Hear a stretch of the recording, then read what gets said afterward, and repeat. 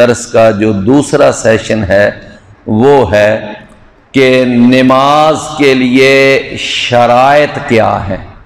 نماز کے لیے شرائط سمجھتے ہیں نا. انگلش میں ایک لفظ ہوتا ہے کنڈیشنز.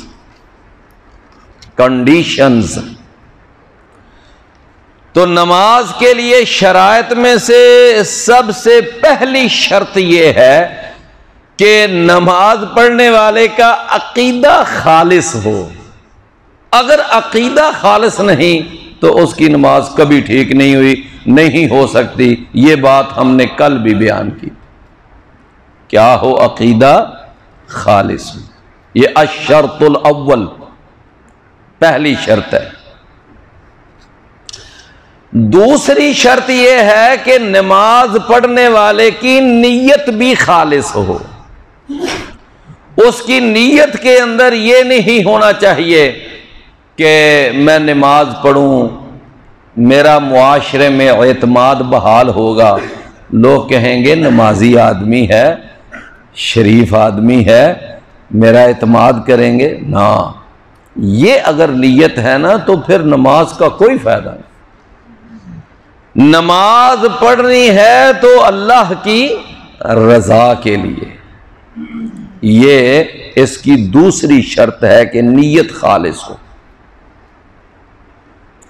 وَمَا أُمِرُوا إِلَّا لِيَعْبُدُوا اللَّهَ مُخْلِصِينَ لَهُ الدِّينَ، کہ حکم ہی اس بات کا دیا گیا ہے کہ تم نے خالص اللہ کی رضا کے لیے دین کا کام کرنا ہے. قرآن مجید 30واں پارہ سورۃ الماعون، اور اس میں ایک آیت ہے فَوَيْلٌ لِّلْمُصَلِّينَ الَّذِينَ هُمْ عَنْ صَلَاتِهِمْ سَاهُونَ وَالَّذِينَ هُمْ يُرَاءُونَ وَيَمْنَعُونَ الْمَاعُونَ، کہ وہ لوگ یعنی ہلاک ہو جائیں جو نمازیں پڑھنے والے ہیں لیکن اپنی نمازوں سے غافل ہیں، اور وہ نماز پڑھتے بھی ہیں تو دکھاوے کے لیے. الذین ہم یراؤون، دکھاوے کی نماز پڑھتے ہیں. تو میرے بھائیوں، پہلی شرط یہ ہے عقیدہ خالص ہو، اور دوسری شرط کیا ہے؟ نیت خالص ہو. اور تیسری اس کے لیے شرط یہ ہے کہ نماز پڑھنے والا طہارت کی حالت میں ہو. طہارت کی حالت میں ہو. اب طہارت کی حالت میں کا معنی کیا ہے؟ کہ اگر اس کا وضو نہیں تو وضو ہونا چاہیے، اگر غسل فرض ہے تو غسل بھی ہونا چاہیے. وضو کو طہارت صغرا کہتے ہیں اور غسل کو طہارت کبرا کہتے ہیں. یعنی طہارت صغرا بھی ہو اور طہارت کبرا بھی ہو، یہ دونوں طہارتیں ہونی چاہیے. نبی کریم صلی اللہ علیہ وسلم نے فرمایا کہ ان اللہ لا يقبل صلاة احدکم اذا احدث حتى توضأ. اللہ تعالیٰ تم میں سے کسی شخص کی نماز قبول نہیں کرتا جب وہ بے وضو ہو جائے. کب تک؟ جب تک وہ وضو نہ کرے. تو یہ وضو جو ہے یہ لازمی ہے، بغیر وضو کے نماز نہیں ہوتی. اللہ اکبر. وہ میں نے نا کسی جگہ ایک چھوٹی سی ایک بات پڑھی تھی، وہ تھوڑی سی مزاح والی بات ہے کہ دو آدمی بڑی جلدی جلدی بھاگتے بھاگتے آئے اور آ کر نماز میں شامل ہوئے. نماز پڑھ لی تو بعد میں کہنے لگے کہ چلو اچھا ہوا کہ جماعت تو مل گئی، اگر وضو کے چکر میں پڑ جاتے تو نماز نکل جاتی. تو بات آپ کو سمجھ آئی ہے؟ تو بغیر وضو کے نماز نہیں ہوتی، اور اگر غسل فرض ہے تو بغیر غسل کے بھی نماز نہیں ہوتی. ٹھیک ہے نا جی؟ اس پر تھوڑی سی بات ہم آگے جا کے کریں گے۔ تو پہلی شرط عقیدہ خالص ہو، دوسری شرط نیت خالص ہو، تیسری شرط طہارت کی حالت ہو، دونوں طہارتیں۔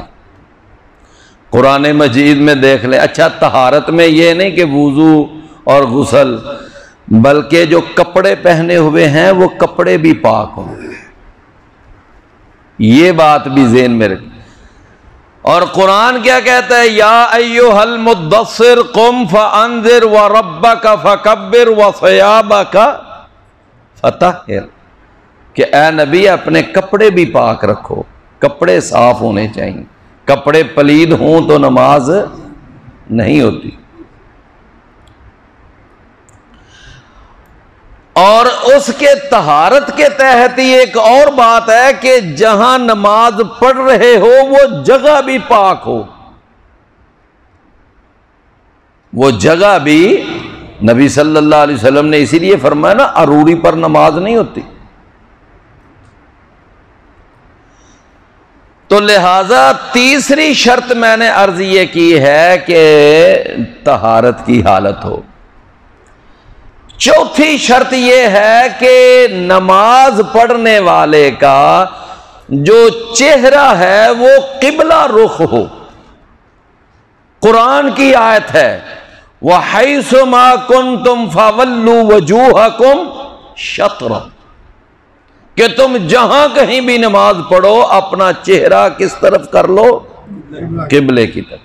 وَحَيْثُ مَا كُنْتَ فَوَلِّ وَجْهَكَ شَطْرَ الْمَسْجِدِ الْحَرَامِ، کہ آپ نے چہرہ مسجد حرام۔ لہذا جان بوجھ کر اگر کوئی آدمی بغیر قبلہ رخ ہوئے نماز پڑھے گا تو اس کی نماز نہیں ہوگی۔ تو بھائیو کتنی شرطیں ہو گئیں؟ 4۔ پانچویں اس کے لیے ایک شرط یہ ہے کہ نماز با جماعت پڑھی جائے، نماز با جماعت۔ اب یہ ہے کہ ہمارے ہاں وہ جماعت کا اتنا، جب کا یہ کرونے کی مصیبت آئی ہے اس نے تو ہماری جماعتوں کا ستیہ ناش کی۔ گھروں میں پڑھ لو جی، اور اب گھروں میں کوئی پڑھے گا نہیں پڑھے گا نہ پڑھے گا، چلو مسجد میں تو پھر بھی کوئی اہتمام ہوتا تھا، بندہ آ جاتا تھا۔ تو میرے بھائیوں نماز پانچویں شرط ہے با جماعت ہو۔ نبی کریم صلی اللہ علیہ وسلم نے فرمایا کہ میرا دل چاہتا ہے کہ میں اپنی جگہ مصلی پر کسی کو کھڑا کروں اور خود جا کر مدینے کا چکر لگاؤں اور میں دیکھوں کون کون ہے کہ جو حی علی الصلاۃ کی آواز سن کر بھی اپنے گھر میں بیٹھا ہو۔ میرا دل چاہتا ہے کہ میں ان کے گھروں کو آگ لگا دوں۔ تو یہ حدیث کیا بیان کر رہی ہے کہ نماز با جماعت ضروری۔